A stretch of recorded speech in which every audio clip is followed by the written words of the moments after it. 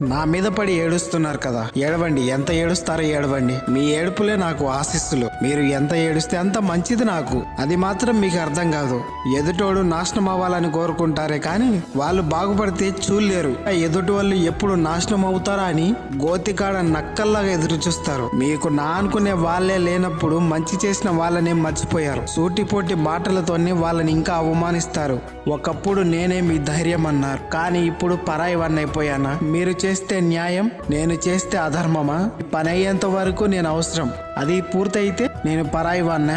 రాసి పెట్టుకోండి. ఈ రోజు నుంచి నా మంచితనాన్ని వదిలేస్తున్నాను. అయితే నన్ను అవమానించారో, ఎవరు నా జీవితాన్ని నాశనం కావడానికి కారణమయ్యారో వాళ్ళందరికీ ఒక్కొక్కరికి నేనేంటో